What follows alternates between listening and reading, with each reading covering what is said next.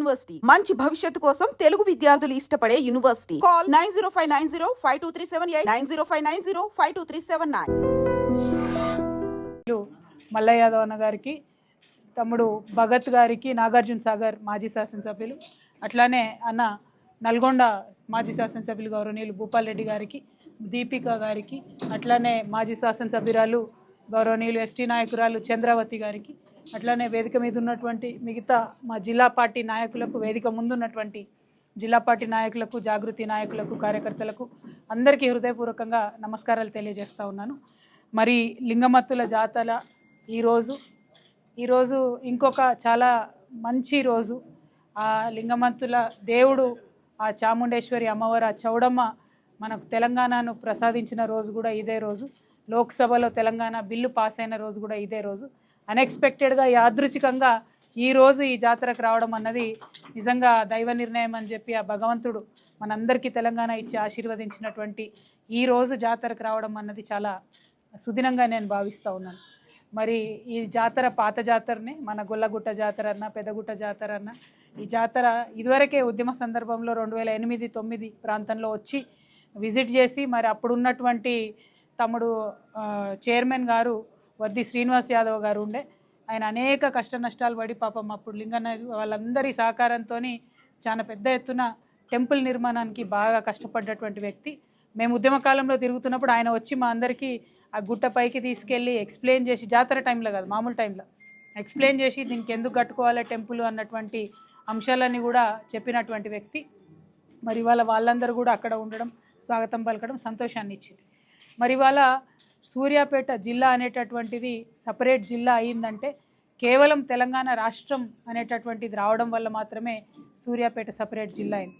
ఇక్కడ ఉన్నటువంటి ప్రెస్ మిత్రులందరికీ కూడా తెలుసు, మీకు ఎన్నడో దాదాపు 40-50 సంవత్సరాలు మొత్తం పరిపాలన చేసినటువంటి కాంగ్రెస్ కావచ్చు, మిగతా సంవత్సరాలు పరిపాలన చేసినటువంటి టీడీపీ కావచ్చు, ఎన్నడూ కూడా సూర్యాపేటకు ఒక మెడికల్ కాలేజ్ కావాలనేటటువంటి ఆలోచన చేయలేదు.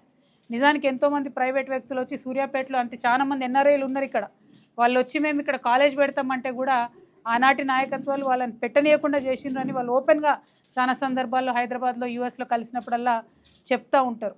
మరి మీరు చూసినట్టయితే సూర్యాపేటలో ప్రైవేట్ మెడికల్ కాలేజ్ కాదు, ప్రభుత్వ మెడికల్ కాలేజ్, అంటే ప్రజలకు అందుబాటులో ఉండేటట్టుగా మీ తెలంగాణ ప్రభుత్వమే కేసీఆర్ గారి ఆధ్వర్యంలో మరి మెడికల్ కాలేజ్ సాధించుకొని రావడం అనంటే ఎంత అద్భుతమైనటువంటి విజయం, తెలంగాణ వచ్చినటువంటి ఫలం ఏంది అన్నటువంటిది సూర్యాపేట ప్రజలు గమనిస్తూ ఉన్నారు. ఇవాళ ఇక్కడ మనం బీఆర్ఎస్ పార్టీ ఆఫీస్లో ఉన్నాం, పక్కకే కమిషనరేట్, పక్కకే ఎస్పీ ఆఫీస్ ఉన్నది.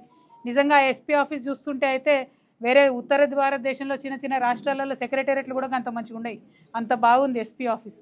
అయితే ఇట్లా ఒక్కొక్కటి అడుగడుగున తెలంగాణను అభివృద్ధి చేసుకుంటూ పోయినాం. ఇక మీకు హాస్టళ్ళ గురించి నేను చెప్పే పని లేదు. గుడ్డి లెక్క ఏ నియోజకవర్గం తీసుకున్నా ఖచ్చితంగా 2 బీసీ హాస్టళ్ళు, 4 ఎస్సీ హాస్టళ్ళు, ఎస్టీ హాస్టళ్ళు ఉండాల్సిందే, మైనారిటీ హాస్టల్స్. అంటే కేసీఆర్ గారు కేజీ టు పీజీ ఏదైతే నా బిడ్డలకు నేను విద్య ఇచ్చుకోవాలనుకున్నారో ఆ కళలో భాగంగా అనేకమైనటువంటి హాస్టల్ పెట్టుకుంటూ పోయినారు. పెట్టినటువంటి ఆ హాస్టళ్లను 1000-1200 పైచిలకు హాస్టళ్లలో 1000కి పైగా జూనియర్ కాలేజెస్ కూడా పెట్టుకున్నాం మనం.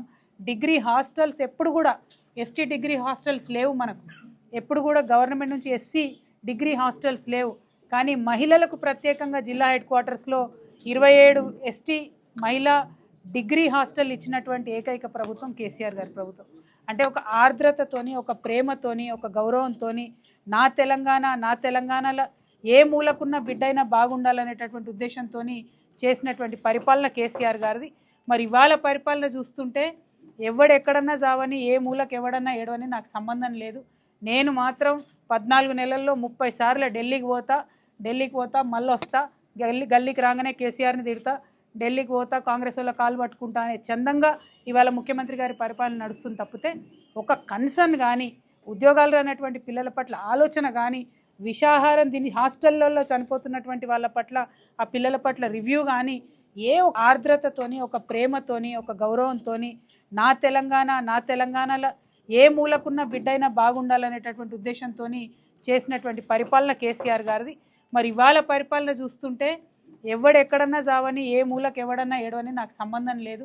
నేను మాత్రం 14 నెలల్లో 30 సార్లు ఢిల్లీకి పోతా మళ్ళీ వస్తా, గల్లీకి రాగానే కేసీఆర్ని తిడతా, ఢిల్లీకి పోతా కాంగ్రెస్ వాళ్ళ కాలు పట్టుకుంటా అనే చందంగా ఇవాళ ముఖ్యమంత్రి గారి పరిపాలన నడుస్తుంది తప్పితే ఒక కన్సర్న్ కానీ ఉద్యోగాలు రానటువంటి పిల్లల పట్ల ఆలోచన కానీ విషాహారం దీని హాస్టళ్లలో చనిపోతున్నటువంటి వాళ్ళ పట్ల ఆ పిల్లల పట్ల రివ్యూ కానీ ఏ ఒక్క అంశం మీద కూడా ముఖ్యమంత్రి గారు కొంత ఆర్ద్రత పరిపాలన వల్ల జరుగుతలేదు. మరి ఇది నిజంగా ఒక దౌర్భాగ్యమైనటువంటి పరిస్థితి అని చెప్పి నేను మనస్ఫూర్తిగా భావిస్తూ ఉన్నా. మహిళలండి ప్రత్యేకంగా కనీసం ఒక్క కార్యక్రమం చేసిందండి ఈ గవర్నమెంట్ 14 నెలలైంది వచ్చి. ఒక్క కార్యక్రమం ఒక్క రివ్యూ చెప్పండి మహిళలకు సంబంధించి. ఏదైనా ప్రసూతి కేంద్రాల మీద రివ్యూ చేసిండ్రా, అంగన్వాడీ కేంద్రాల మీద రివ్యూ చేసిండ్రా, లేకపోతే ఏదైనా హాస్పిటల్ విజిట్ చేసి ఎక్కడన్నా చూసిండ్రా, మహిళలకు ఇస్తామన్నటువంటి ఏమన్నా 2500 ఇచ్చిండ్రా, ఆడపిల్లలకి ఇస్తామన్న స్కూటీలు ఇచ్చిండ్రా, ఒక్క స్టెప్ ఒక పాజిటివ్ స్టెప్ మహిళల మీద ఈ ప్రభుత్వం వేసినట్టయితే నేను ఛాలెంజ్ చేస్తూ ఉన్నా. ఇవాళ ఈ ప్రభుత్వంలో ఏ పెద్దలు వస్తారో రావాల చర్చకి. మా ప్రభుత్వంలో కేసీఆర్ గారి హయాంలో మహిళలకు ప్రాధాన్యత ఇచ్చినాం, మహిళలకు పెద్దపీట వేసినాం. డబుల్ బెడ్రూమ్ ఇల్లు ఇస్తే ఆడబిడ్డ పేరు మీద ఇవ్వాల, ఇంట్లో పెన్షన్ ఇస్తే అవ్వ పేరు మీద ఇవ్వాల. కేసీఆర్ కిట్టు, అది కేసీఆర్ కిట్ అంటే పుట్టినప్పుడే కాదు, ప్రతి నెల 1000 రూపాయలు ఆడపిల్లలకి ఇచ్చుకుంటా. అద్భుతంగా కళ్యాణ లక్ష్మి పథకం అయితే ఏంది, ఏదైనా సరే ముందు ఆడబిడ్డను పెట్టుకున్నాం. భద్రత అండి, ఆడబిడ్డలు ఎంత బాగా చూసుకున్నాం. అసలు ఎక్కడన్నా క్రైమ్ జరిగిందా? క్రైమ్ జరగాలంటే వెన్నులో వణుకు పుట్టేలాగా పరిపాలన కేసీఆర్ గారు చేసిండ్రు. ఇవాళ ఏం జరుగుతుందండి? 20% క్రైమ్ పెరిగింది 14 నెలలలో. అంటే ఇవాళ ఒక ఆడబిడ్డ ఎక్కడన్నా తెలంగాణలో నేను బాగున్నా భద్రంగా ఉన్నా అనే పరిస్థితి ఉన్నదా? శివారు ప్రాంతాలలో దొంగల భయం లేకుండా ఉన్న ఊరు ఉన్నదా తెలంగాణలో? ఇవాళ ఒక్కసారి ఆలోచన చేసుకోవాలి. మత కల్లోలాలు లేని ప్రాంతం ఉన్నదా తెలంగాణలో? ఇవాళ 14 నెలలు అయితే నెలకొక మత కల్లోలం అవుతుందానండి? ఇదేమైనా వరల్డ్ రికార్డ్ చేద్దాం అనుకుంటున్నారా మత కల్లోలలో? అంటే ఎందుకు ఈ మాటలన్నీ చెప్తా ఉన్నాం అంటే బాధతో. తెలంగాణ ఉట్టిగా రాలే. ఇగో ఇక్కడ కూర్చున్నాం మేమందరం, పేగులు దిగేదాకా కొట్లాడుతూ వచ్చింది తెలంగాణ. ఏదో టైంపాస్ చేస్తేనో ఢిల్లీకి 100 సార్లు పోయేస్తేనే రాలే. మరి తెచ్చినటువంటి తెలంగాణను కనీసం మీరు కాపాడుకోలేకపోతే ఎందుకోసం మీరు అధికారంలో ఉన్నట్టు? ఎవరి కోసం అధికారంలో ఉన్నట్టు? మీ ప్రాధాన్యత లేనిది. ఇవాళ ఎస్టీల కోసం ఏమైనా చేసిరా చెప్పుని? ఒక్క ప్రత్యేక కార్యక్రమం చేసిండ్రా? మేము తండాలను గ్రామ పంచాయతీలుగా చేస్తామని చెప్పినాం. 3000 పైచీలకు తండాలను గ్రామ పంచాయతీలుగా చేసినాం. ఇవాళ ఒక్క కార్యక్రమం ఎత్తి చూపించండి ఎస్టీ బిడ్డల కోసం ఏముందో. అదే ఎస్టీ తండాలో కళ్యాణ లక్ష్మి పుట్టిందని సగర్వంగా చెప్పుకొని మేము లక్షలాది మంది ఆడబిడ్డల ఇల్లు నిలబెట్టినాం. ఇవాళ ఈ ప్రభుత్వం ఏం చేసిందండి? ఎస్సీల కోసం ఏమైనా చేసిందా? కనీసం మాట్లాడుతున్నారు ఎస్సీ వర్గీకరణ చేస్తాం, ఇది చేస్తాం, అది చేస్తామని. ఎప్పుడు 11 ఏళ్ల కిందట కేసీఆర్ గారు తొలి అసెంబ్లీ తీర్మానం ఎస్సీ వర్గీకరణ కోసం చేసి పంపిరు. అప్పుడెప్పుడు మాట్లాడలే. ఇప్పుడేమో జనాభా లెక్కలు తక్కువ పెడతారు, ఎస్సీల జనాభా తక్కువ చూపిస్తారు, బీసీల జనాభా తక్కువ చూపిస్తారు. గందరగోళం, కాకి లెక్కలు. ఎవరి కోసం పనిచేస్తున్నారు? రైతుల కోసం ఏమైనా పనిచేస్తున్నారా? రైతు రుణమాఫీ చేసినామంటిరి, ఎందుకోసం చేసిండ్రు? బీఆర్ఎస్ వాళ్ళు గల్లా పట్టుకొని అడిగితే వేసిర్రు రైతు రుణమాఫీ. అందులో కూడా అందరికీ వచ్చిందా? ఇవాళ ఇక్కడ కూర్చున్న సగం మంది పత్రికా మిత్రులకు కూడా వచ్చినది నాకు తెలిసి. ఎవరికి కూడా రాలే రైతు రుణమాఫీ, ఎవరికి కూడా సంపూర్ణంగా రుణమాఫీ కాలే. రైతు భరోసా ఎంతమందికి వచ్చింది? రైతు భరోసా వేళ్ల మీద లెక్క పెట్టేంతమందికి ఒక్కొక్క మండలంలో ఒక్కొక్క ఊర్లో సగం మంది రైతులకు కూడా రానటువంటి పరిస్థితి. ఇది ఎందుకోసం జరుగుతుంది పాలన? ఇవాళ సూర్యాపేట జిల్లా ఉందండి, ఎంత గర్వంగా చెప్పుకోవాలి మనం. కొత్త జిల్లా సూర్యాపేటలో కాళేశ్వరం గడితే గోదావరి నీళ్లు సూర్యాపేటలో ప్రతి గ్రామంలో గలగల పారించినటువంటి ఘనత కేసీఆర్ గారిది. ఇది కృష్ణా పరివాహక ప్రాంతం అయినప్పటికీ గోదావరి నుంచి నీళ్లు తీసుకొచ్చి ఎస్ఆర్ఎస్పి స్టేజ్ 2 కింద ప్రతి నియోజకవర్గానికి మొత్తం యావన్ తుంగతుర్తి. ఇవాళ ఇక్కడ మా తమ్ముడు కిషోర్ కూర్చొని ఉన్నాడు, తుంగతుర్తి అంతా కూడా నీళ్లు వారించినటువంటి ఘనత కేసీఆర్ గారు. సూర్యాపేట, కోదాడ ప్రతి ఒక్కటి ఇలా లెక్కలు తీసుకొచ్చిన చెప్పాలి. ఇవాళ సూర్యాపేటలో రైతులకు అర్థం కావాలి. ఎందుకోసం ఈ మాట చెప్తా ఉన్నా అంటే తుంగతుర్తి నియోజకవర్గంలో రైతులకు అర్థం కావాలి. ఎందుకోసం ఈ మాట చెప్తా ఉన్నా అంటే తుంగతుర్తి నియోజకవర్గంలో మీరు చూస్తే ఎస్ఆర్ఎస్పి స్టేజ్ 2 కింద అన్న మల్లన్నవారి కోదాడ నియోజకవర్గంలో 42,796 ఎకరాలకు నీళ్ళు ఇచ్చినాం. Only SRSP stage 2. ఇది ఓన్లీ కోదాడ నియోజకవర్గం చెప్తా ఉన్నా నేను. మళ్ళీ దాంతోపాటు నాగార్జున సాగర్ కాలువ అట్లానే ట్రాన్స్మిషన్ లాసెస్ లేకుండా చేసినటువంటి కార్యక్రమాలతోని అదనంగా ఇంకో 80,000 ఎకరాలకు నీళ్ళు ఇచ్చినాం. అంటే కేవలం ఒక కోదాడ నియోజకవర్గంలో 1,22,000 ఎకరాల పైచీలకు కేసీఆర్ గారి హయాంలో కాళేశ్వరం స్టేజ్ 2 నుండి తీసుకొచ్చి కోదాడ నియోజకవర్గంలో నీళ్ళు ఇచ్చినాం. ఇవాళ నేను ఛాలెంజ్ చేస్తూ ఉన్నా, ఉత్తమ్ కుమార్ రెడ్డి గారు ఇరిగేషన్ మినిస్టర్గా ఉన్నారు, ఎందుకు తెస్తలేరండి నీళ్ళు? ఇవాళ ఏం పాడైపోయిందా మేడిగడ్డ? చెప్తున్నారు కదా, ప్రతి ఒక్క ఇంజనీర్ చెప్తున్నాడు వాడుకునేటటువంటి పరిస్థితి ఉంది, మేడిగడ్డ బరాజ్ను కేవలం కక్షతోని మీరు వాడతలేరని చెప్తున్నారు. ఇవాళ తక్షణమే వాడండి. ఇంకా 40 రోజులు నీళ్ళు ఇవ్వాల్సినటువంటి పరిస్థితి ఉన్నది. అంతకుముందు 110 రోజులు వరుసపెట్టి నీళ్ళు ఇచ్చేవాళ్ళం మనం. ఇస్తేనే ఇవన్నీ పారకం జరిగింది. ఇవాళ ఇంకా 40 రోజులు నీళ్ళు ఇస్తే పంటలు ఏమన్నా బతికే అవకాశం ఉంటుంది. పోయినసారి ఇట్లనే ఆశ పెట్టిండ్రు, నీళ్ళు ఇస్తాం పంటలేండి, నీళ్ళు ఇస్తాం పంటలేండి అంటే సూర్యాపేట మహబూబాబాద్ కలిపి 4 లక్షల ఎకరాలలో రైతులు నీళ్ళు వేసుకున్నారు. మొత్తం ఎండిపోయింది. ఆ ఉసురు కాంగ్రెస్ పార్టీకి తగలకుండా మానదని చెప్పి నేను ఇవాళ హెచ్చరిక చేస్తూ ఉన్నాను. అదేవిధంగా మీరు చూసినట్టయితే సూర్యాపేట నియోజకవర్గంలో ఎస్ఆర్ఎస్పి స్టేజ్ 2 కింద 75,849 ఎకరాలకు కేవలం ఎస్ఆర్ఎస్పి స్టేజ్ 2 కింద సూర్యాపేటకు తీసుకొచ్చాం.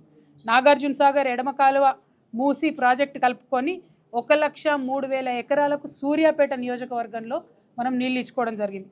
అదేవిధంగా తుంగతుర్తి నియోజకవర్గంలో కేవలం ఎస్ఆర్ఎస్పి స్టేజ్ 2 కింద 94,230 ఎకరాలు ఎస్ఆర్ఎస్పిలో నీళ్ళు ఇస్తే మరి అద్భుతంగా 2 పంటలకు తుంగతుర్తిలో మనం నీళ్ళు ఇచ్చుకున్నాం.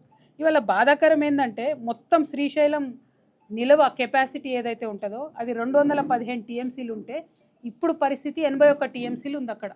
అదేవిధంగా నాగార్జున సాగర్లో మొత్తం నీటి నిల్వ కెపాసిటీ 312 టీఎంసీలు ఉంటే ఇప్పుడు ప్రస్తుతం ఉన్న నిల్వ 182 టీఎంసీలు.